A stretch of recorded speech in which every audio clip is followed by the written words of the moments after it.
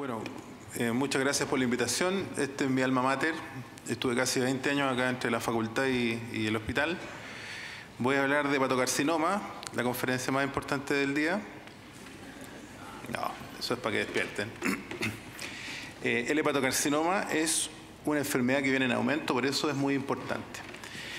Este es un tumor que representa el quinto cáncer más frecuente en el mundo, representa el 5% de todos los cánceres a nivel mundial y es la tercera causa de muerte relacionada a cáncer. Es la principal causa de muerte en el paciente cirrótico en este minuto y característicamente este es un tumor que casi exclusivamente se ve en pacientes con cirrosis. Podríamos decir que el 90% de los hepatocarcinomas es en pacientes que tienen cirrosis hepática. En el mundo occidental, el virus C está detrás, en la mayoría de los casos. Entonces, en Chile, vemos que se ubica en el sexto lugar junto a los tumores de las vías biliares y va en aumento en las últimas décadas. Y bueno, ¿cuáles son las enfermedades que están detrás de la predisposición a desarrollar hepatocarcinoma? Hepatitis C, hígado graso no alcohólico, la enfermedad hepática alcohólica, enfermedades metabólicas hereditarias como la hemocromatosis genética, muy importante, y la hepatitis B. La mayoría de estas cosas, de estas enfermedades que yo les acabo de nombrar a través del mecanismo de la cirrosis, pueden predisponer a la aparición de hepatocarcinoma, pero la hepatitis B también, en ausencia de cirrosis, es un factor de riesgo para desarrollar este tipo de tumor. Entonces, ¿qué pasa cuando el diagnóstico se hace cuando el paciente tiene síntomas? Entonces el pronóstico es malo, porque cuando el paciente es sintomático la sobrevida a un año es de un 10% o menos. Entonces las terapias curativas se plantean cuando el estadio de esta enfermedad es temprano, tumores pequeños. Y las terapias para ello son complejas, trasplante hepático, cirugía, ablación percutánea.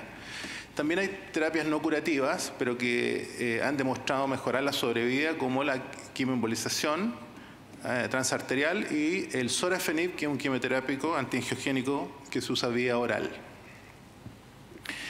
Y aquí quiero llegar a uno de los 3 mensajes que quiero dar en estos 10 minutos. Primero, el diagnóstico de hepatocarcinoma la mayoría de las veces se obtiene con métodos de imágenes y sin que sea necesaria una biopsia hepática. Eso es muy importante. Entonces se ha hablado de un sello radiológico característico para el diagnóstico de hepatocarcinoma, que es una lesión hipervascular en la fase arterial, con rápido aclaramiento en la fase venosa portal y que puede formar una pseudocápsula a continuación. Entonces este sello radiológico, que puede ser en una resonancia o un escáner con contraste, no es característico de otro tipo de tumores como las metástasis, los tumores neuroendocrinos, el carcinoma renal y el angiomiolipoma, por ejemplo, para hacer la diferencia. También muy específico es la formación de una cápsula, pseudocápsula, en el lavado del medio contraste. La hemorragia intratumoral o la grasa intratumoral también son bastante sensibles para caracterizar el hepatocarcinoma. Entonces aquí vemos en esta diapositiva, arriba una secuencia de escáner, abajo una secuencia de resonancia, donde no tengo puntero. Bueno, entonces lo que vemos entonces en la fase arterial, vemos la lesión, no sé si se ve bien, se ve la lesión que se impregna abajo en el segmento 7 y que lava rápidamente la fase portal y que forma una pseudocápsula en la fase venosa tardía. Lo mismo abajo en la secuencia de imágenes de una resonancia. Entonces este es el sello radiológico característico del hepatocarcinoma que puede ser utilizado para hacer el diagnóstico de certeza, en ausencia de una biopsia. La diapositiva ahí se ve mal, pero lo más importante entonces en los pacientes cirróticos es proponer una búsqueda activa de nódulos que aparezcan y que puedan ser sugerentes de hepatocarcinoma. Para ello se puede usar la ecografía o el ultrasonido con o sin alfa-fetoproteína. Entonces aquí hay un estudio chino en más de 38.000 pacientes seguidos con ecografía, con un grupo control también grande de más de 40.000 pacientes, que demostró que la sobrevida puede mejorar en los pacientes que se hace screening activamente en búsqueda de hepatocarcinoma para ofrecer tratamiento precoz. La alfa-fetoproteína es un marcador tumoral sérico que puede, junto a la ecografía, juntarse para mejorar el screening. Es controvertido porque no todos los hepatocarcinomas son productores de alfa-fetoproteína. Probablemente en las hepatitis virales la alfa-fetoproteína está elevada de manera basal, pero es una herramienta en tiempo real y depende de la experiencia local, es del uso o no. Por lo tanto, la ecografía debe ser el método de screening de nódulos en pacientes con cirrosis para hacer el diagnóstico precoz en fase asintomática de hepatocarcinoma. La desventaja que tiene la ecografía es que la sensibilidad y especificidad es muy variable dependiendo del operador. Por lo tanto, en centros de experiencia probablemente sea lo más importante pedir este examen. Entonces, este es el segundo mensaje. El screening en los pacientes cirróticos con ultrasonido, ecografía, es lo más importante. Bueno, aquí está un algoritmo que es conocido, que aparece en todos lados, que es de la Asociación Americana de Patología, que es el enfrentamiento frente a la aparición de un nódulo hepático en la ecografía. Entonces, cuando el nódulo es pequeño, cuando es menos de 1 centímetro, la indicación más importante es que debe ser seguido ecográficamente en 3 a 4 meses. Cuando el nódulo es más de 2 centímetros, obviamente utilizando una imagen con contraste, resonancia o escáner trifásico, y si tiene el sello radiológico característico que ya les mencioné, entonces debe ser tratado o enfrentado como hepatocarcinoma. Si la lesión mide entre 1 y 2 centímetros, probablemente más de una imagen o en manos solo una imagen en lugares de expertise, entonces es suficiente para hacer el diagnóstico. Si hay duda, entonces se puede proponer hacer una biopsia hepática para aclarar el diagnóstico.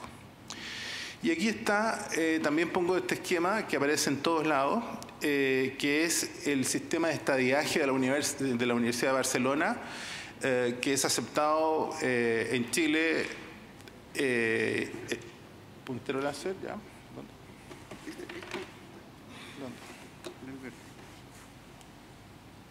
Perfecto. Me saqué, a ver cómo retrocedo. Ahí.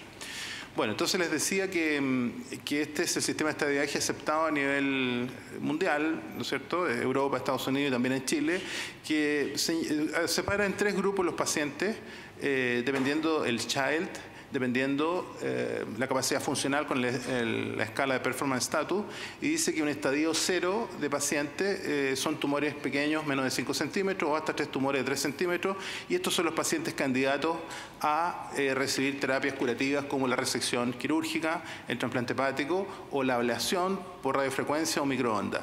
Después un estadio intermedio de enfermedad, ya son pacientes child A o B, pero con un performance status más avanzado, y que tienen tumores múltiples y que pudieran ser estos pacientes beneficiados con quimioembolización transarterial o en la fase un poco más avanzada, ¿no es cierto?, de la enfermedad puede ser extrahepática o con trombosis tumoral de la vena porta, el sorafenib, que es este fármaco oral antiangiogénico antitumor. Y finalmente los pacientes en un estado de enfermedad avanzada, donde solamente cabe el tratamiento paliativo. Entonces, la cirugía en el hepatocarcinoma se plantea en los pacientes que no tienen cirrosis o en los pacientes que tienen cirrosis Child A y que no tienen hipertensión portal significativa. Todo el resto de los pacientes cirróticos, la mejor elección es proponer el trasplante hepático.